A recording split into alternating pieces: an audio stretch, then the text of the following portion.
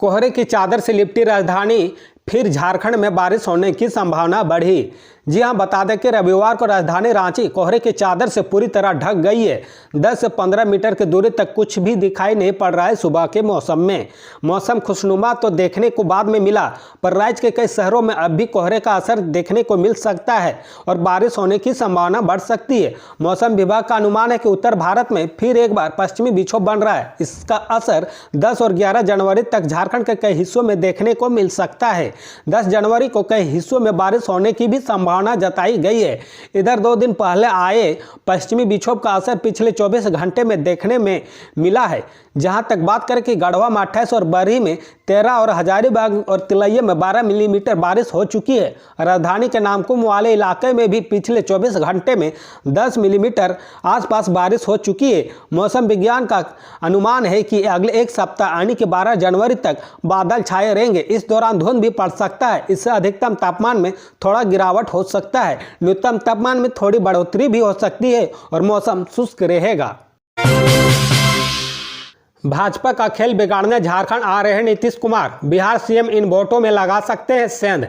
जी हां, लोकसभा और विधानसभा चुनाव की तैयारी में लगी भारतीय जनता पार्टी को झारखंड में झामुमो, कांग्रेस और राजद के अलावा जदयू की भी चुनौती मिलेगा। बिहार के मुख्यमंत्री और जदयू के राष्ट्रीय अध्यक्ष नीतीश कुमार 21 जनवरी को रामगढ़ में सभा करने वाले हैं।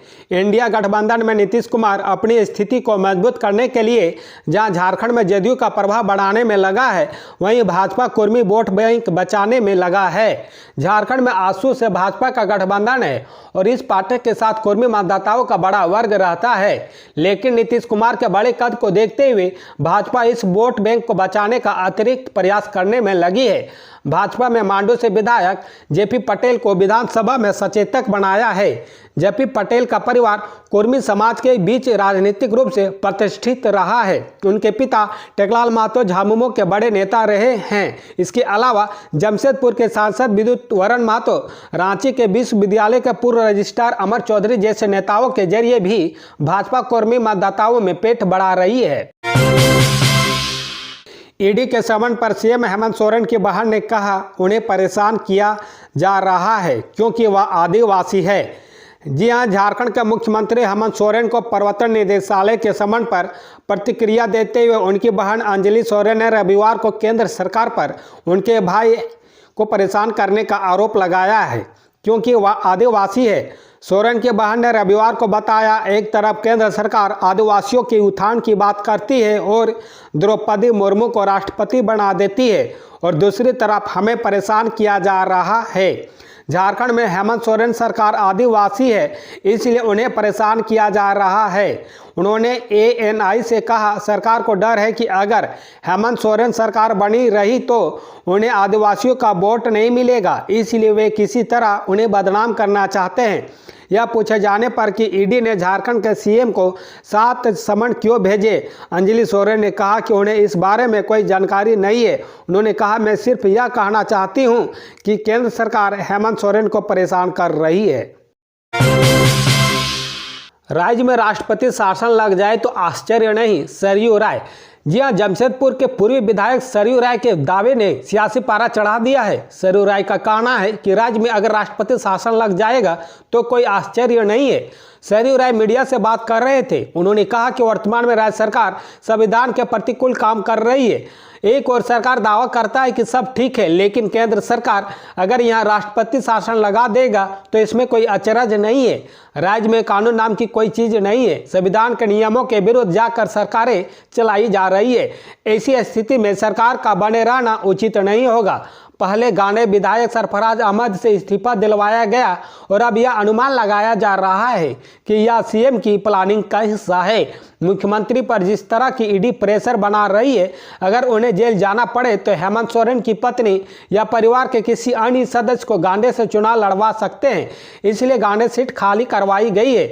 अगर हेमंत सोरेन कुर्सी छोड़ते हैं तो उनकी जगह कोई दूसरा मुख्यमंत्री बनेगा तो बहुमत साबित करना मुश्किल होगा। झारखंड के प्राइवेट स्कूलों को बड़ी सौगात, 75% बढ़ेगा ग्रांट, 10,000 लोगों को मिलेगा लाभ।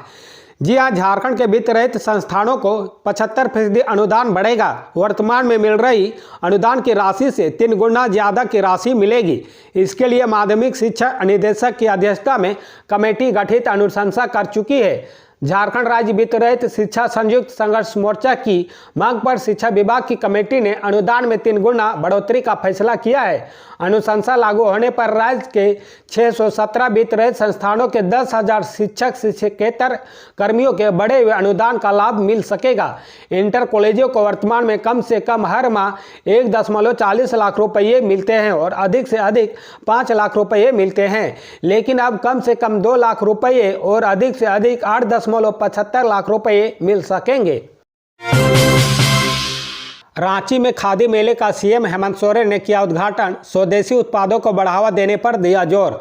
जी हां, मुख्यमंत्री हेमंत सोरेन ने रविवार को झारखंड के सबसे बड़े मेले का उद्घाटन किया। राजधानी रांची के ऐतिहासिक मोरहाबादी मैदान में राष्ट्रीय खादी एवं सरस महोत्सव 2023-24 का उद्घाटन करने के बाद मुख्यमंत्री ने कहा कि खादी सिर्फ पहनावा नहीं है, यह हमारी सभ्यता, संस्कृति, परंपरा और स्वदेशी होने का परिचायक है। उन्होंने कहा कि हम सभी इस बात से भली भांति वाकिफ है कि खादी के साथ राष्ट्रपिता महात्मा गांधी का नाम जुड़ा है। बापू ने देश दुनिया में खादी को पहचान दिलाई, हमें भी खादी से जुड़ना चाहिए, तभी हम अपने पारंपरिक स्वदेशी व्यवस्था को और मजबूत कर पाएंगे। मुख्यमंत्री ने कहा कि आज तकनीक का जमाना है, भौतिकतावादी जमाना है, हम मशीनों के साथ जी रहे हैं, बावजूद इसके हमने सभी अपनी सभ्यता, परंपरा और संस्कृति को नहीं छोड़ा। खादी एवं सरस महोत्सव इसी कड़ी का एक बड़ा हिस्सा है। 59 अफसरों ने किया झारखंड के स्कूलों का औचक निरीक्षण, पकड़ी गई गड़बड़ी। जी हां, शिक्षा विभाग के 59 पदाधिकारियों ने 4 से 6 जनवरी तक राज्य भर के सरकारी स्कूलों का औचक निरीक्षण किया। इस दौरान पदाधिकारियों ने कई स्कूलों में भारी गड़बड़ियां पकड़ी है। राज्य के 24 जिलों में झारखंड शिक्षा परियोजना परिषद की ओर से ये पदाधिकारी भेजे गए थे। 2 और 3 सदस्यीय टीम बनाकर इन पदाधिकारियों ने हर जिले में 8 से 10 स्कूलों का औचक निरीक्षण किया। स्कूलों की ओर से अपडेट की गई शिशु पंजी, मिड डे मील के भोजन की क्वालिटी, निःशुल्क पोशाक, स्कूल बैग, स्कूल किट और साइकिल वितरण समेत अन्य योजनाओं में स्कूल की रिपोर्ट देखी और फिर गांवों में घूम कर शिशु पंजीकरण, आउट ऑफ स्कूल एवं ड्रॉप आउट से जुड़े मामलों की जमीनी पड़ताल की। इस दौरान उन्होंने अभिभावकों और बच्चों से बातचीत की। पड़ताल के दौरान पदाधिकारियों ने कई गड़बड़ी पकड़ी है। पदाधिकारी 7 जनवरी को वापस लौटकर अपनी रिपोर्ट झारखंड शिक्षा परियोजना परिषद को सौंपेंगे। उनकी रिपोर्ट के आधार पर संबंधित स्कूलों के शिक्षकों और हेडमास्टरों पर कार्रवाई की जाएगी। पीएम मोदी 13 जनवरी को नहीं आएंगे झारखंड, धनबाद दौरा स्थगित। जी हां, प्रधानमंत्री नरेंद्र मोदी का 13 जनवरी को धनबाद दौरा स्थगित हो गया है। प्रधानमंत्री सिंदरी के हर्ल कारखाना का उद्घाटन करने आने वाले थे। प्रधानमंत्री का दौरा स्थगित होने की सूचना मिलते ही धनबाद, गिरिडीह एवं कोडरमा लोकसभा क्षेत्र के भाजपा के प्रमुख नेताओं का रविवार को धनबाद में होने वाली बैठक भी स्थगित कर दी गई है। इस बैठक को बाबूलाल के अलावा संगठन महामंत्री करमबीर सिंह एवं केंद्रीय मानव संसाधन राज्य मंत्री व कोडरमा की सांसद अन्नपूर्णा देवी भी मुख्य रूप से संबोधित करने वाली थी। जिला भाजपा कार्यालय में सुबह 11 बजे बैठक शुरू होने वाली थी। धनबाद, गिरिडीह एवं कोडरमा लोकसभा क्षेत्र के सांसदों के अलावा तीनों लोकसभा क्षेत्रों के प्रदेश कार्य समिति सदस्य एवं जिला अध्यक्षों को इस बैठक में शामिल होना था। बैठक में प्रधानमंत्री के कार्यक्रम के साथ साथ ही लोकसभा चुनाव पर भी मंथन होना था। रांची के कॉन्वेंट स्कूल में हेयर कट पर हंगामा, 52 छात्रों को एग्जाम देने से रोका गया, परिजनों का विरोध प्रदर्शन। जी हां, रांची के एक स्कूल का अजीब कारनामा सामने आया है। विद्यार्थियों के हेयर कट ठीक नहीं होने पर स्कूल ने उन्हें प्री बोर्ड की परीक्षा देने से वंचित कर दिया। मामला सेंट जेवियर्स स्कूल डोरंडा का है। शनिवार को 10वीं के 52 छात्रों को प्री बोर्ड देने से रोका गया। स्कूल प्रबंधन का कहना था कि इन छात्रों ने हेयर कट सही तरीके से नहीं कराए हैं। फैंसी हेयर स्टाइल रखा है जो स्कूल के अनुशासन के खिलाफ है। शनिवार को 10वीं के छात्रों को ज्योग्राफी विषय का पेपर था। परीक्षा देने आए कुछ छात्रों को सही हेयर कट नहीं होने के कारण पहले अलग रखा गया, फिर परीक्षा नहीं देने दिया गया। सूचना मिलने पर कुछ अभिभावकों ने कहा कि बच्चे हमेशा अनुशासन में रहते हैं, इन दिनों छुट्टी थी तो हेयर कट नहीं कराया। ऐसे में स्कूल को चाहिए था कि छात्रों को चेतावनी देकर परीक्षा में शामिल करते। कहा, बोर्ड परीक्षा से पहले स्कूल के ऐसे व्यवहार से बच्चों का मनोबल कमजोर होगा।